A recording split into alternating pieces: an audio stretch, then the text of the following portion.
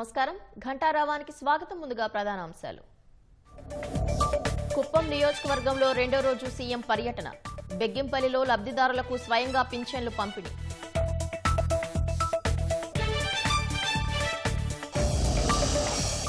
Darsi municipal commissioner అవినీతిపై ACB పంచా. 5 ప్రాంతాల్లో ఏకకాలంలో సోదాలు.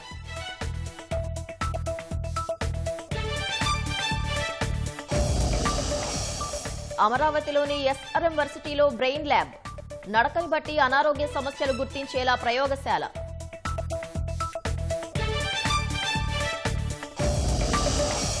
పిల్లలతో కలిసి రైలు కింద పడి తల్లి ఆత్మహత్య.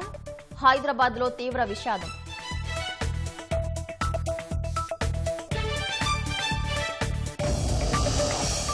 మహారాష్ట్ర డిప్యూటీ సీఎం వ్యవహారంపై స్పందించిన శరద్ పవార్. సునేత్ర పగ్గాలు చేపట్టనున్నారని తనకు తెలియదని వెల్లడి.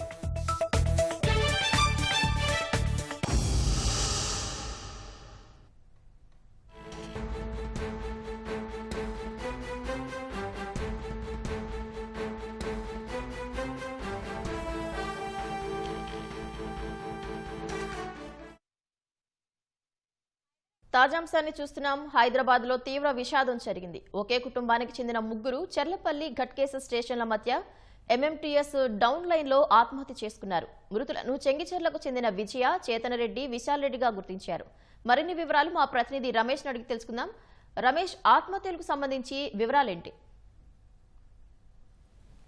హైదరాబాద్ లో ఒకే కుటుంబానికి సంబంధించిన ముగ్గురు ఆత్మహత్య చేసుకోవడంతో కూడా గాలి వాసులందరూ కూడా విషాదం వెళ్తుందని చెప్పవచ్చు. ఇప్పటికే ఆ మృతదేహాలకు సంబంధించి అయితే ముగ్గురిని విజయశాంత్ రెడ్డి, తర్వాత విశాల్ చైతన్య రెడ్డికి సంబంధించి కూడా ముగ్గురు మృతదేహాలను అయితే రైల్వే పోలీసులు స్వాధీనం చేసుకుని అక్కడి నుంచి నేరుగా సికింద్రాబాద్ లోని గాంధీ ఆసుపత్రికి అయితే తరలించడం జరిగింది. ప్రస్తుతం కుటుంబ సభ్యులు కూడా సమాచారం అందుకొని కూడా గాంధీ ఆసుపత్రికి అయితే రావడం జరిగింది. వారు వారి కుటుంబ సభ్యుల్లో ఒకరు ఒకే కుటుంబానికి ఈ విధంగా తరలించి కూతురు కొడుకుతో పాటు తను కూడా ఆత్మహత్య చేసుకోవడంతో కూడా అక్కడికి వచ్చిన కుటుంబ సభ్యులు అయితే కన్నీరు మున్నీరు అయిన పరిస్థితి అయితే ఏర్పడుతుంది. ప్రస్తుతం ఎందుకు ఆత్మహత్య చేస్తున్న దాని మీద ఒక స్పష్టత ఇంకా ఇటు కుటుంబ సభ్యులు కానీ పోలీసులు కూడా రైల్వే పోలీసులకు సంబంధించి కూడా అయితే పోలీసులు అయితే దర్యాప్తు కొనసాగిస్తున్నారు. ఇప్పటివరకు మృతదేహం అయితే పోస్ట్ మార్టం చేసిన తర్వాత కూడా వారి కుటుంబ సభ్యులకు ఇస్తామని చెప్తున్నారు. ఎవరైతే ముతురాలు విజయశాంతి రెడ్డి ఉందో వాళ్ళ తమ్ముడు స్వయంగా గాంధీ ఆసుపత్రికి కొద్దిసేపటి కింద అయితే చేరుకోవడం జరిగింది. ఇక్కడికి పోలీసులు కూడా రైల్వే పోలీసులు రావడం, తర్వాత వారిని అడిగి పోలీసులు కూడా సమాచారం తీసుకున్నారు. ప్రస్తుతం మృతురాలు ఎవరైతే విజయశాంతి రెడ్డి ఉన్నారో తను సాఫ్ట్వేర్ ఇంజనీర్ గా పనిచేస్తుంది. తన కూతురు చైతన్య రెడ్డికి సంబంధించి అయితే ఇంటర్మీడియట్ సెకండ్ ఇయర్, తర్వాత కొడుకు విశాల్ రెడ్డి అయితే ఇంటర్మీడియట్ ఫస్ట్ ఇయర్ చదువుతున్నట్లయితే పోలీసుల ప్రాథమిక దర్యాప్తులు అయితే వెళ్ళడం జరిగింది. వీళ్ళంతా కూడా చెంగిచెర్లలోని ఒక కాలనీ వాసికి సంబంధించి అయితే వెళ్ళారని చెప్పి కూడా పోలీసులు గుర్తించారు. ప్రస్తుతం వీళ్ళ ఆత్మహత్య గల కారణం ఏదై ఉండొచ్చు అనేది కూడా ప్రస్తుతం అయితే కుటుంబ సభ్యుల్లో కానీ తర్వాత ఇటు రైల్వే పోలీసులకు సంబంధించి కూడా ఇంకా తెలియాల్సింది. ప్రస్తుతం అయితే వారి కుటుంబ సభ్యులకు సమాచారం ఇవ్వడంతో అయితే ఇక్కడైతే భర్త ప్రస్తుతం సురేందర్ రెడ్డి అయితే విదేశాల్లో ఉన్నట్లయితే ఒక ప్రాథమిక సమాచారం అందుతుంది. సమాచారం అందుకుని అతను కూడా ఇటు హైదరాబాద్ రానికి కూడా ప్రస్తుతం అయితే ప్రయత్నాలు అయితే చేస్తున్నట్టు తెలుస్తుంది. కానీ ఆమె ఇక్కడ ఒకేసారి ముగ్గురు ఆత్మహత్య చేస్తుంటే కూడా వారి కుటుంబ సభ్యులు అయితే ఒక విషాదం అయితే మిగిలిన పరిస్థితి అయితే ఉంది. ధన్యవాదాలు రమేష్.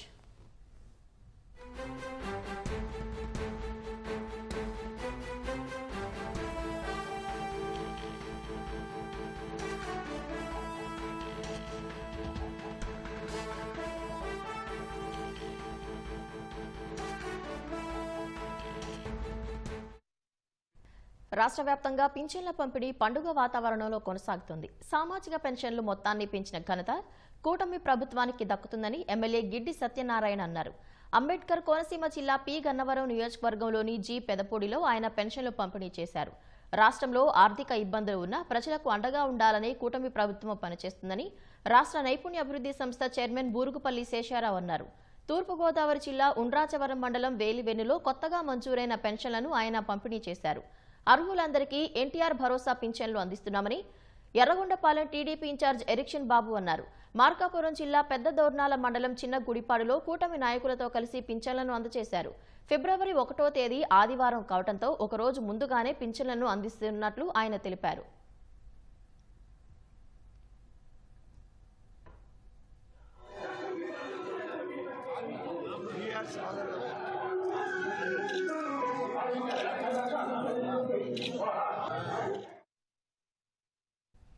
రాష్ట్రానికి పెట్టుబడులు ఆకర్షించేందుకు సీఎం చంద్రబాబు కృషి చేస్తుంటే వైసీపీ నేతలు లేనిపోని విమర్శలు చేస్తున్నారని కేంద్ర మంత్రి పెమ్మసాని చంద్రశేఖర్ ఆరోపించారు.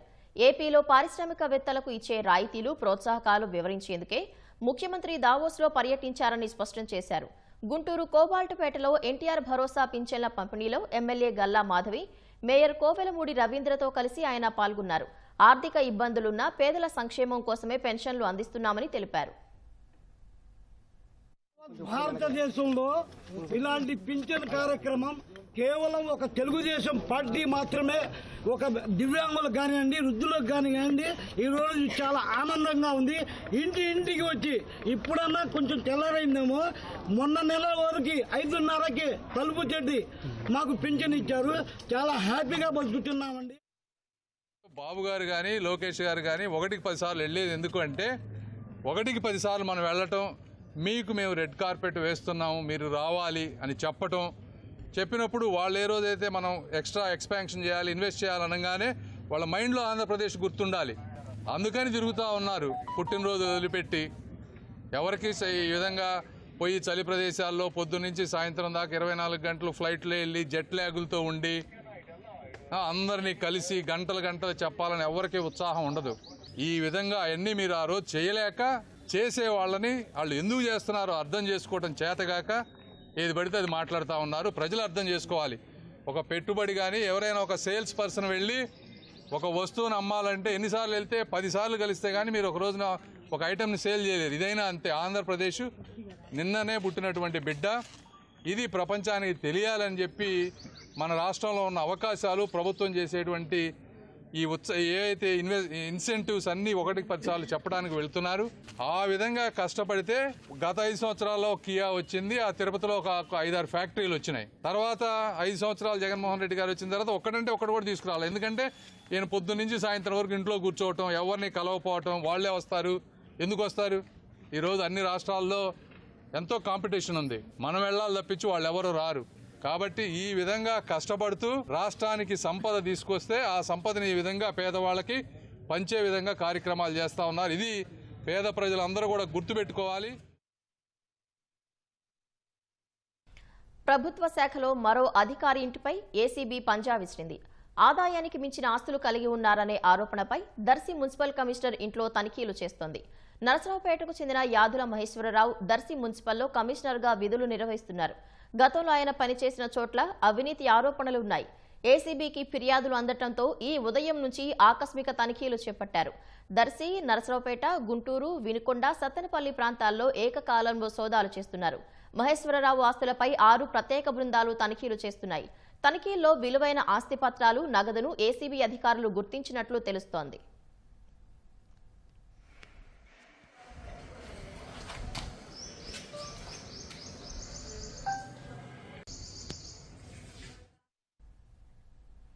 కుప్పంలో ₹1 కోటి వ్యయంతో నిర్మించిన డిజిటల్ లైబ్రరీ కోవర్కింగ్ స్పేస్ సెంటర్ను ముఖ్యమంత్రి చంద్రబాబు ప్రారంభించారు. రాష్ట్ర technology services APTS corporation chairman Mannava Mohana Krishna ఈ కార్యక్రమంలో పాల్గొన్నారు.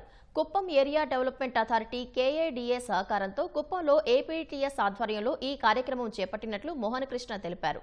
కుప్పం మున్సిపాలిటీలోని స్వర్ణ నవదిశ సెంటర్లో ₹1 కోటి వ్యయంతో 2 అంతస్తుల్లో digital library coworking space centre ఏర్పాటు చేశారు. విద్యార్థులు, ఉద్యోగాల కోసం ప్రయత్నించేవారు, చిన్న వ్యాపారవేత్తలు, ఫ్రీలాన్సర్లకు ఈ సెంటర్ వల్ల లబ్ధి చేకూరనుందని మోహనకృష్ణ తెలిపారు. యువతకు కొత్తగా స్టార్టప్లు పెట్టేవారికి తక్కువ ఖర్చుతో ఆఫీస్ వాతావరణం కల్పించడం, డిజిటల్ చదువులు ప్రోత్సహించడం దీని ముఖ్య ఉద్దేశమని వివరించారు. అనంతపురం జిల్లా యాడికి మండలం గుడిపాడు గ్రామంలోని సాగర్ సిమెంట్ కర్మాగారంలో ఇరు వర్గాల మధ్య ఘర్షణ చోటు చేసుకుంది. ఈ ఘర్షణలో 7గురికి గాయాలయ్యాయి. వాహన ఆపరేటర్లుగా చేస్తున్న బాలాంజనేయులు, శ్రీనివాసుల మధ్య మాటామాటా పెరిగి కర్రలతో, రాళ్లతో దాడి చేసుకున్నారు. కర్మాగారం అద్దాలు, ద్విచక్ర వాహనాలు ధ్వంసం చేశారు. దాడిలో గాయపడిన వారిని తాడిపత్రి ఆసుపత్రికి తరలించారు.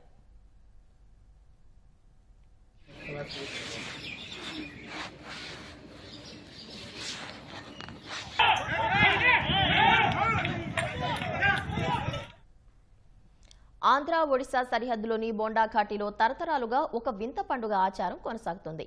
అండ్రహాల్ గ్రామానికి చెందిన గిరిజన యువకులు గంటపాటు ఈత చెట్టు కొమ్మలతో కొట్టుకోవడమే పండుగ ప్రత్యేకత. గ్రామ పూజారి ప్రత్యేక పూజలు చేసిన అనంతరం గ్రామ రచ్చబండ వద్ద ఆకులు తీసేసిన ఈత కొమ్మలతో బోండా అధిమజాతి పురుషులు వీపులపై వాతలు తేలేలా కొట్టుకుంటారు. యువకుల వీపులపై గాయాలైతే మహిళలు వచ్చి పసుపు లేపం పూస్తారు. గొడవ అయిన వెంటనే మళ్లీ ఆలింగనం కరచాలను చేసుకుంటారు. ఇలా చేస్తే యువకుల్లో సోదర భావం పెంపొందుతుందని గిరిజనులు భావిస్తారు. ఈ పండుగను చూడటానికి పలువురు దూర ప్రాంతాల నుంచి తరలివస్తారు. తమ పూర్వీకులు చెప్పిన ఆచారాలను తూచా తప్పకుండా పాటిస్తున్నారు.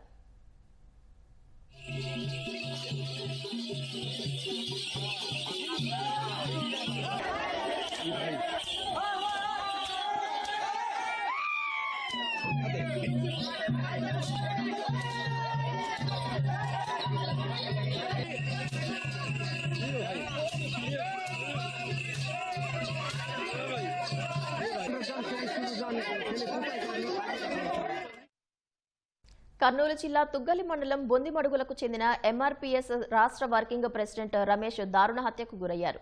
శుక్రవారం సాయంత్రం రమేష్ వాకింగ్ చేస్తుండగా అదే గ్రామానికి చెందిన కొందరు ట్రాక్టర్తో ఢీకొట్టారు. కింద పడ్డ రమేష్ పై రాడ్లు, కత్తులతో దాడి చేశారు. చుట్టుపక్క పొలాల్లో పనిచేస్తున్న వారు కేకలు వేయడంతో దుండగులు పరారయ్యారు. తీవ్రంగా గాయపడ్డ రమేష్ ను కర్నూలులోని ఓ ప్రైవేట్ ఆసుపత్రికి తరలించగా చికిత్స పొందుతూ ఈ ఉదయం మరణించారు. రమేష్ హత్యను నిరసిస్తూ దళిత సంఘాల నాయకులు శుక్రవారం రాత్రి కర్నూలు కలెక్టరేట్ ఎదుట ధర్నాకు దిగారు. దుండగులను కఠినంగా శిక్షించాలని డిమాండ్ చేశారు. ఎంఆర్పీఎస్ రాష్ట్ర నాయకుడు ఏదైనా సరే ప్రజల సమస్యలపైన నిత్యం ఫైట్ చేస్తుంటాడు. ట్రాక్టర్ తో తను వాకింగ్ చేస్తున్న సమయంలో వెనక సైడ్ నుంచి గుద్ది కింద పడిపోయినప్పుడు రాడ్లతో, కత్తులతో దాడి చేసినారు. దాడి చేసిన సమయంలో చుట్టుపక్కల చేనుల వాళ్ళు కేకలు వేయంగా వదిలిపెట్టి వెళ్ళిపోయారు. రమేష్ ను చంపడానికే కుట్ర చేశారు. ఆ కుట్ర చేసిన రౌడీలను ఇమ్మీడియట్లీగా ఎస్పీ గారు అరెస్టు చేయాలని చెప్పేసి డిమాండ్ చేస్తున్నాం. శ్రీ సత్యసాయి జిల్లా చెన్నై కొత్తపల్లి మండలం ఒంటికొండ వద్ద ప్రైవేటు పాఠశాల బస్సు ప్రమాదానికి గురైంది. బస్సు స్టీరింగ్ రాడ్ కట్ అవడంతో ప్రమాదం జరిగినట్లు స్థానికులు తెలిపారు. ఈ ఘటన సమయంలో బస్సులో 60 మంది విద్యార్థులు ప్రయాణిస్తున్నారు. ఎవరికీ ఎటువంటి ప్రమాదం జరగకపోవడంతో అందరూ ఊపిరి పీల్చుకున్నారు.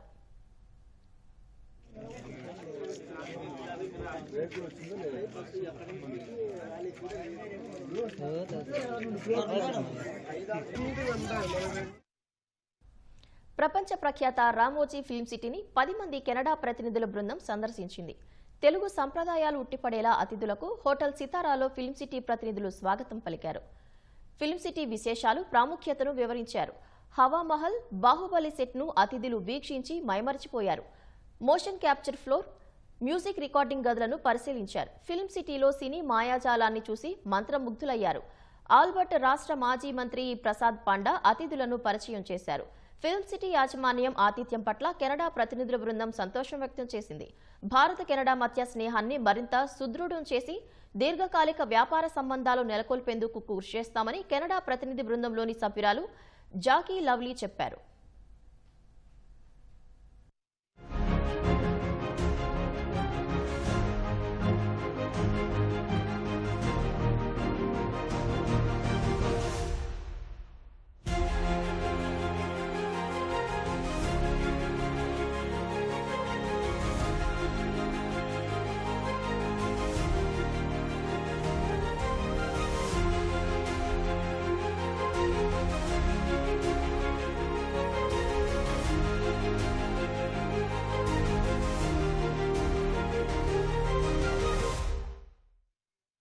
I'm here in India for the very first time, thoroughly enjoying your country.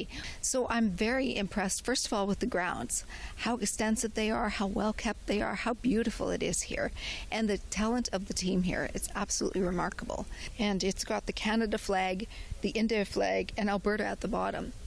So we're here to develop relationships. We want to do business with you. We want to make sure that we're setting a proper platform for a long-term friendship and a bright future for both of our countries and our I think one of the dream when I was growing up in India to visit this place, because I heard a lot about this Film City Center, and today I'm here. Right? Recently, I think we witnessed a biggest blockbuster like Bahubali, like it was made it here. It's just a film production and is also a tourist attraction. Then what we saw today is almost 5,000 tourists coming day to see that what's happening here. This place I can witness and I can put a stamp on that look at the technology they have it, look at the resources they have, look at the infrastructure they have it. You don't find anywhere in the world. This is the biggest one venture Film City Center in the world. వైద్య రంగంలో నిరంతర పరిశోధనల కారణంగా ఎప్పటికప్పుడు నూతన ఆవిష్కరణలు ప్రాణం పోసుకుంటున్నాయి. తద్వారా ఆధునిక సాంకేతికత అందుబాటులోకి వచ్చి ప్రజలకు మెరుగైన వైద్యం అందించే వెసులుబాటు కలుగుతోంది. ఈ క్రమంలోనే అమరావతిలోని ఎస్ఆర్ఎం విశ్వవిద్యాలయం బ్రెయిన్ ల్యాబ్కు రూపకల్పన చేసింది. నడకని బట్టి అనారోగ్య సమస్యల్ని గుర్తించేలా ఈ ప్రయోగశాల పనిచేస్తుంది. ఇంతకీ ఈ బ్రెయిన్ ల్యాబ్లో ఏముంటాయి, ఎలా పనిచేస్తుంది, ఏం తెలుసుకోవచ్చనే సమాచారాన్ని మా ప్రతినిధి ఎస్పీ చంద్రశేఖర్ అందిస్తారు. అనారోగ్య సమస్యలను గుర్తించేందుకు వైద్య శాస్త్రంలో ఎన్నో రకాల పరీక్షలు వచ్చాయి. రక్త పరీక్షలు కావచ్చు, లేకపోతే మూత్ర పరీక్షలు కావచ్చు, ఇలా విభిన్నమైనటువంటి ఎక్స్రే ఇలాంటివన్నీ కూడా పరీక్షలు అందుబాటులోకి వచ్చాయి. అయితే నడకను బట్టి కూడా ఆ మనిషి యొక్క అనారోగ్య సమస్యను గుర్తించే విధంగా కూడా ఒక సాంకేతిక పరిజ్ఞానాన్ని అమరావతిలోని ఎస్ఆర్ఎం విశ్వవిద్యాలయం అభివృద్ధి చేసింది. ఆ మనిషి నడిచేటువంటి తీరు కావచ్చు, ఆ యొక్క కండరాల తీరు, పనిచేస్తున్న తీరు, అలాగే జాయింట్స్కి సంబంధించినటువంటి కదలికలు, వీటన్నిటిని కూడా విశ్లేషించి వ్యక్తి యొక్క అనారోగ్య సమస్యను గుర్తించేందుకు, దానికి సంబంధించినటువంటి వైద్య సలహాలు అందించేందుకు వీలుగా కూడా ఈ సాంకేతిక పరిజ్ఞానం ఉపయోగపడుతుంది. దీనికి సంబంధించి ప్రత్యేకమైనటువంటి ల్యాబ్ను కూడా ఇక్కడ ఏర్పాటు చేశారు. Biomedical research artificial intelligence network lab, సంక్షిప్తంగా బ్రెయిన్ ల్యాబ్గా దీన్ని వ్యవహరిస్తారు.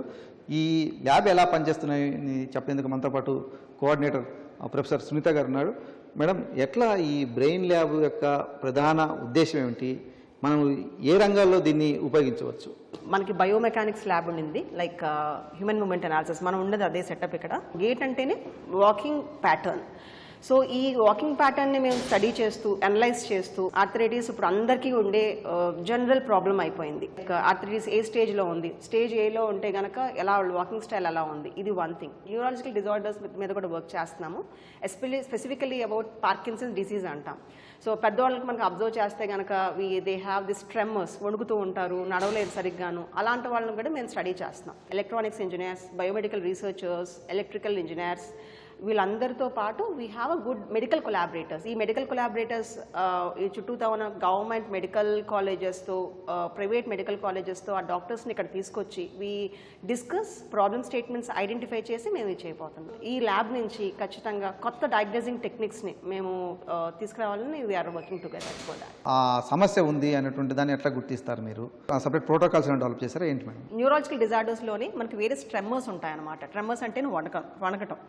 సో ఒక్కొక్క ట్రెమర్కి ఒక్కొక్క ప్యాటర్న్ ఉంటుంది. మేము ఏం చేసామంటే ఒక 100 సబ్జెక్ట్స్ని, హెల్దీ సబ్జెక్ట్స్ని, ఒక 100 పీడీ సబ్జెక్ట్స్ని మేము వాళ్ళ ట్రెమర్ని అనలైజ్ చేసాం. ఏ టైంకి స్టార్ట్ అవుతున్నాయి, ఎలా ఎండ్ అవుతున్నాయి అనే దాన్ని మేము అనలైజ్ చేసి ఈ వచ్చిన ఇన్పుట్స్తో we have designed our own instrument to screen the Parkinson's disease. ప్రస్తుతం ఆ ఇన్స్ట్రుమెంట్ మనకు ఆల్రెడీ పేటెంట్ పబ్లిష్ అయిపోయి ఉంది. So that is in with AIIMS Mangalagiri. మేము అక్కడ కొలాబరేటర్స్తో కూర్చుని we're working with the subjects, అంటే ఆ ఇన్స్ట్రుమెంట్ని టెస్ట్ చేస్తున్నాం. ఎలాంటి సర్వీసెస్ మనం అందించే అవకాశం ఉంటుంది? అంటే క్లినికల్ రంగాన, లేకపోతే ఇండస్ట్రీకి సంబంధించి, లేకపోతే హ్యాండిక్యాప్స్ సంబంధించి కావచ్చు, ఎట్లా మనం సర్వీసెస్ అందించే అవకాశం ఉంది? సౌత్ ఇండియాలోని ఇంజనీరింగ్ యూనివర్సిటీస్లో I think this is one of the best state of art facility that what we're having at SRM university. ఇది బయోమెడికల్ రీసెర్చే కాకుండా స్పోర్ట్స్ సైన్సెస్లో చక్కగా యూజ్ అవుతుంది. అంటే అథ్లెటిక్స్ ప్లే చేసేవాళ్ళు, లైక్ హౌ దే వాళ్ళు స్పోర్ట్స్ని ఎలా ఇంప్రూవ్ చేసుకోవాలంటానికి this is a really good thing. Even physiotherapy చేసే వాళ్ళకి కూడా, అంటే ఫిజియోథెరపీ ముందు ఎలా ఉంది, తర్వాత ఎలా ఉంది, that can be analysed very nicely. And also this is been used for the surveillance. గేట్ని చూసి గుర్తించి ఇది ఎక్స్ పర్సన్, ఇది వై పర్సన్ కూడా ఐడెంటిఫై చేయొచ్చు. షూస్ మ్యానుఫ్యాక్చర్ చేసే వాళ్ళు కూడా మన దగ్గరికి వచ్చి they can actually look like ఈ గేట్ అనాలిసిస్ని యూజ్ చేసుకుంటే ఏ చెప్పు ఎవరికి బాగుంటుంది, ఏ డిజైన్ బాగుంటుంది అని కూడా చేయొచ్చు. So applications is not 1 or 2 అండి, it's vast and we're towards that. అంటే ఈ బొమ్మ ప్లేస్లో మనిషి పెట్టి టెస్ట్ చేస్తారా ఎట్లా మేడం ఇది అసలు ఎట్లా? మీరు ఇక్కడ చూసుకుంటే కనుక ఇక్కడ వీఆర్ హ్యావింగ్ థర్మల్ కెమెరాస్ 1 2 3 4 చుట్టూ తాను, and this is the complete platform, walking platform over here. మనం ఎవరినన్నా సరే ఒక సబ్జెక్ట్ని, పీడీ సబ్జెక్ట్ కానీ హెల్దీ సబ్జెక్ట్ ఎవరైనా సరే వచ్చినప్పుడు అక్కడి నుంచి ఈ ప్లాట్ఫామ్ మీద రన్ చేయటమా లేకపోతే వాక్ చేయటమా డిపెండింగ్ అపాన్ ద డిసీజ్. వాళ్ళు నడిచినప్పుడు పాదాలు ఎలా ఏ ఫ్రీక్వెన్సీలో వేయగలుగుతున్నారు, ఎంత డిస్టెన్స్ మెయింటైన్ చేస్తున్నారు, మజిల్ మూమెంట్ ఎలా ఉంది, బికాస్ ఆ సెన్సార్స్ అన్నీ ఆ మనిషి మీద అమర్చబడతాయి. దాంతోపాటు ఈ కెమెరా స్క్రీన్ చేస్తూ ఉంటుంది. అట్ ద సేమ్ టైం ఈ ఫోర్స్ ప్లేట్ ఎంత ఫోర్స్తో ఆ పర్టికులర్ హ్యూమన్ ఎర్త్ మీద కాలు మోపబడుతున్నారు or all these kinds can be captured. ఈ అనలైజెస్ మెట్రిక్స్ అన్ని కూడా మేము తీసుకుని ఆర్టిఫిషియల్ ఇంటెలిజెన్స్తో మేము అనలైజ్ చేసి we're going to develop the assisting devices what we're talking about. Brain ల్యాబ్లో మరొక విభాగం బయోసిగ్నల్ యూనిట్. ఇక్కడ ఈసీజీ వంటి పరీక్షలు నిర్వహించేందుకు వీలుగా అత్యాధునిక సాంకేతిక పరిజ్ఞానాన్ని కూడా ఇక్కడ అభివృద్ధి చేశారు. మరి ఈ విభాగానికి సంబంధించినటువంటి వివరాలు ప్రొఫెసర్స్ ఉంటే వివరిస్తారు. అడిషనల్గా కానీ అడ్వాంటేజ్గానే ఉంటాయి, ఏమి ఎక్విప్మెంట్ ఉంటుంది? ఈఈజీ బ్రెయిన్ వేవ్స్ స్టడీ చేసుకోవడానికి EEG, ECG cardiovascular system study చేయడానికి, ఫోనోకార్డియోగ్రఫీ ఇవి కార్డియోవాస్కులర్ సిస్టమ్ సౌండ్స్ ద్వారా మనం how cardiac system is working అనేది మనం అనలైజ్ చేయొచ్చు. మన స్కిన్ టెంపరేచర్ని ఈజీగా ఐడెంటిఫై చేయగలదు అనమాట అండి. మీకు నేను ఒక ట్యాప్ చేశాను, సో అక్కడ కొంచెం టెంపరేచర్ పెరుగుతుంది. Maybe I can just show you over here. ఇవన్నీ మేము వర్క్ చేస్తున్న ఇమేజెస్ ఇవి. సో దంత సమస్యలను మేము ఈ థర్మల్ ఇమేజింగ్ ద్వారా కనబడటానికి వీఆర్ వర్కింగ్ ఆన్. ఇంకోటి ఆర్థరైటిస్. ఈ థర్మల్ ఇమేజింగ్ కెమెరాస్ యూస్ చేసుకుంటూ ఈవెన్ స్టేజ్ 1 నుంచి కూడా కనిపెట్టగలమా లేదా, కనిపెడితే కనుక స్టేజ్ వైజ్గా ఎలా చేయగలం, ఎలాగ స్క్రీన్ చేయగలం అనే దాని మీద వర్క్ చేస్తున్నాము. సో ఈ బ్రెయిన్ వేవ్స్ అనలైజ్ చేస్తూ మేము ఆల్ఫాక్టరీ ఫంక్షన్, పార్కిన్సన్ డిసీజ్కి కానీ ఈవెన్ కోవిడ్ ఇంకా వేరియస్ అదర్ డిసీజెస్ మీద కూడా ఈ ఆల్ఫాక్టరీ ఫంక్షన్ ఎలా వర్క్ చేస్తున్నాను అని దిస్ ఇస్ వన్ వర్క్ ఇక్కడ జరుగుతుంది. మెడిటేషన్ కానీ యోగా చేసిన వాళ్ళకి బ్రెయిన్ వాష్ ఎలా ఉన్నాయి, ముందు ఎలా ఉంది, తర్వాత ఎలా ఉంది, వీటి మీద కూడా we're working on the research. వీటి సర్వీసెస్ పబ్లిక్ ఎట్లా అందుతున్నాయి, మరి మన యూనివర్సిటీ నుంచి అందిస్తున్నాం ఎట్లా?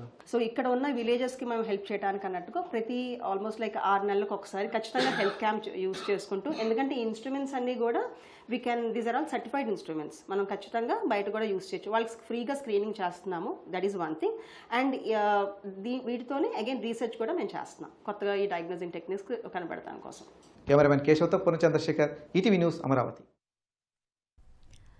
అది వందల ఏళ్లుగా ప్రసిద్ధిగాంచిన దేవాలయం. స్థానికులతో పాటు ఇతర ప్రాంతాల నుంచి అధిక సంఖ్యలో భక్తులు తరలివస్తుంటారు.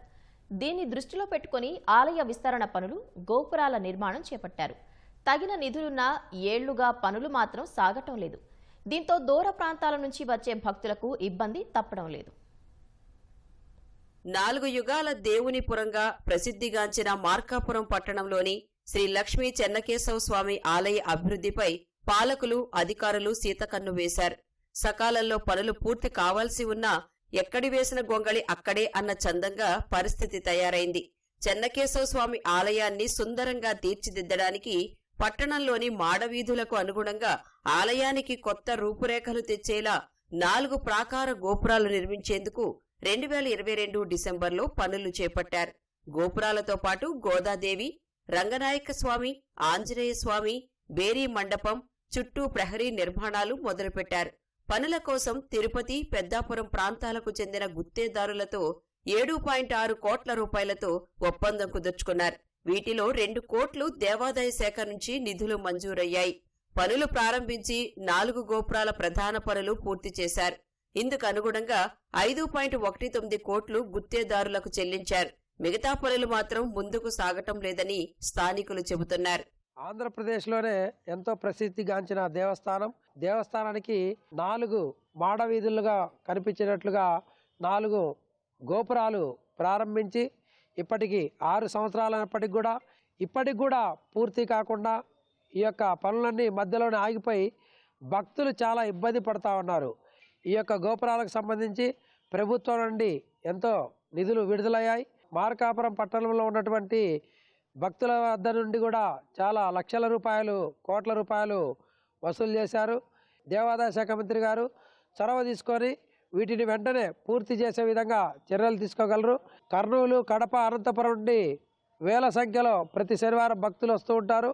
వారికి కూడా బాత్రూముల వసతి, ఇటువంటి ఏమీ లేకుండా చాలా ఇబ్బందులు పాలవుతున్నారని, అందువల్ల ప్రభుత్వం వారు మంత్రి చొరవ తీసుకొని వీటిని వెంటనే పూర్తి చేయాలని ప్రజల తరపున మేమందరం కూడా కోరుతున్నాం. 2023 చివరి నాటికి పనులు పూర్తి కావాల్సి ఉన్నా ప్రభుత్వం నుంచి నిధులు ఆలస్యం కావడం, పాలకవర్గ సమయం ముగియడంతో పనులు ఎక్కడికక్కడ నిలిచిపోయాయి.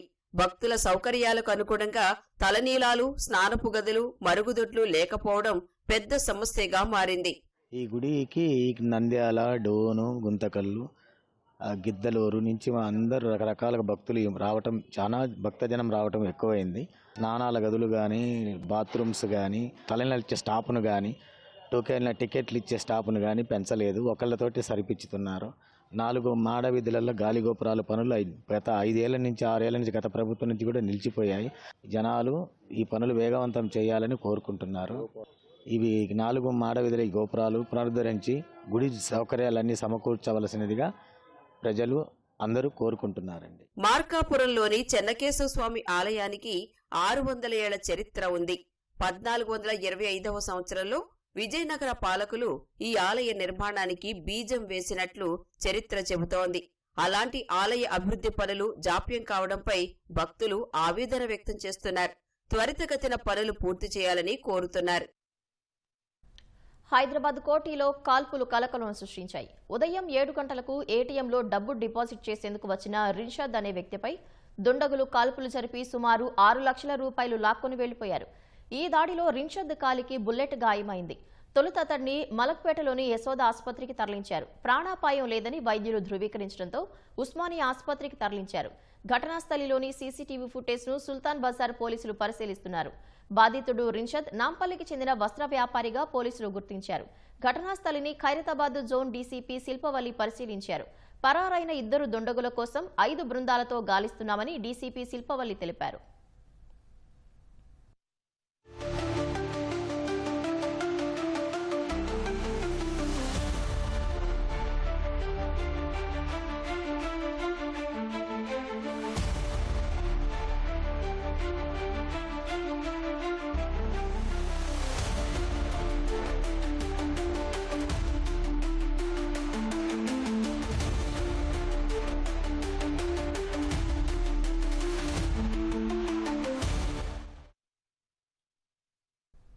ఎర్రకోట పేలుడు ఘటన దర్యాప్తులో వైట్ కాలర్ టెర్రర్ మాడ్యూల్ కుట్రలు మరిన్ని బయటపడ్డాయి. నిందితులు గ్లోబల్ కాఫీ చైన్పై దాడికి కుట్ర చేసినట్లు సంబంధిత వర్గాలు తెలిపాయి. దేశంలోని ప్రధాన నగరాల్లో దాడులకు పథక రచన చేసినట్లు చెప్పాయి. వైట్ కాలర్ టెర్రర్ మాడ్యూల్ 4 ఏళ్లుగా క్రియాశీలకంగా ఉన్నట్లు అధికార వర్గాలు వెల్లడించాయి. జమ్మూ కశ్మీర్ పోలీసుల సమాచారంతో నవంబర్, డిసెంబర్ నెలల్లో ఢిల్లీ, ఉత్తరప్రదేశ్, హర్యానా వ్యాప్తంగా అనేక ఉగ్రదాడులను ఆపగలిగినట్లు పేర్కొన్నాయి. డాక్టర్లు ముజమ్మిల్ గనాయి, ఆదిల్ రాథర్ సహా ఆ ముఠాలోని ఇతర సభ్యులు పాకిస్తాన్ హ్యాండర్లతో సంబంధాలు నెరపడానికి ఘోస్ట్ సిమ్ కార్డులు, ఎన్క్రిప్టెడ్ యాప్లను వాడినట్లు అధికారులు తెలిపారు. దర్యాప్తు ఏజెన్సీలను తప్పుదోవ పట్టించడానికి సాధారణ రహస్య సంభాషణ కోసం డ్యూయల్ ఫోన్ పద్ధతిని అనుసరించినట్లు చెప్పారు. ఈ దర్యాప్తు ఫలితంగా వాట్సాప్, టెలిగ్రామ్, సిగ్నల్ తదితర యాప్లను యాక్టివ్ ఫిజికల్ సిమ్ కార్డుకు అనుసంధానం చేయాలని గతేడాది నవంబర్ 28న టెలికాం విభాగం నిర్ణయం తీసుకున్నట్లు అధికారులు చెప్పారు. ఎన్సీపీ అధినేత దివంగత అజిత్ పవార్ సతీమణి, రాజ్యసభ ఎంపీ సునేత్రా పవార్ మహారాష్ట్ర తొలి మహిళా ఉప ముఖ్యమంత్రిగా ప్రమాణం చేసేందుకు రంగం సిద్ధమైంది. సాయంత్రం 5 గంటలకు ఆమె ప్రమాణం చేయనున్నారని అధికార వర్గాలు తెలిపాయి. ఈ తెల్లవారుజామున బారామతి నుంచి ముంబై చేరుకున్న సునేత్రా పవార్ను ఆ పార్టీ నేతలు ప్రఫుల్ పటేల్, సునీల్ తట్కేర్లు సునేత్రా పవార్ను కలిశారు. మధ్యాహ్నం జరిగే శాసనసభాపక్ష సమావేశంలో సునేత్రా పవార్ను ఎన్సీపీ నేతగా ఎన్నుకోనున్నారు. ఏ సభలోనూ సభ్యురాలు కాని ఆమె అజిత్ పవార్ మృతితో ఖాళీ అయిన బారామతి ఉప ఎన్నికలో పోటీ చేసే అవకాశం ఉంది. 2024 వరకు రాజకీయాలకు దూరంగా ఉన్న సునేత్రా పవార్ గతేడాది జరిగిన లోక్సభ ఎన్నికల్లో ఎన్సీపీ తరపున బారామతి నుంచి పోటీ చేసి ఎన్సీపీ ఎస్పీ వర్గం అధినేత శరద్ పవార్ కుమార్తె సుప్రియా సూలే చేతిలో ఓడిపోయారు. ఆ తర్వాత ఎన్సీపీ తరపున రాజ్యసభకు ఎన్నికయ్యారు. మహారాష్ట్ర ఉప ముఖ్యమంత్రిగా సునేత్రా పవార్ పగ్గాలు చేపట్టనున్నారనే వార్తలపై ఎన్సీపీ ఎస్పీ వర్గం అధినేత శరద్ పవార్ స్పందించారు. సునేత్రా పవార్ ప్రమాణ స్వీకారం చేసే విషయం తనకు తెలియదని, అది ఈ రోజే జరుగుతుందని కూడా తెలియదన్నారు. సునేత్రా ప్రమాణ స్వీకారోత్సవం గురించి తనకు ఎవరూ చెప్పలేదని శరద్ పవార్ అన్నారు. ఆమె పార్టీ ఈ నిర్ణయం తీసుకుని ఉండొచ్చని చెప్పారు. ప్రఫుల్ పటేల్, సునీల్ తట్కరే పేర్లు ప్రస్తావనకు వచ్చాయని, వారే ఈ చొరవ తీసుకున్నట్లు తెలిసిందన్నారు. పార్టీలో అంతర్గతంగా వారే ఈ నిర్ణయం తీసుకుని ఉండొచ్చని శరద్ పవార్ అన్నారు. అజిత్ పవార్ మరణంతో ఆయన స్థానంలో ఎవరో ఒకరిని తీసుకోవాలని అధికార పక్షం భావించి ఉండొచ్చన్నారు. ఎన్సీపీకి చెందిన 2 వర్గాలు కలిసి పనిచేయాలని నిర్ణయం జరిగిందని, ఆ ప్రక్రియ ఇప్పటికే మొదలైనట్లు శరద్ పవార్ తెలిపారు. ఫిబ్రవరి 12న విలీన ప్రకటన చేయాలని అజిత్ పవార్ భావించారని, అంతలోనే దురదృష్టకర ఘటన చోటు చేసుకున్నట్లు శరద్ పవార్ చెప్పారు.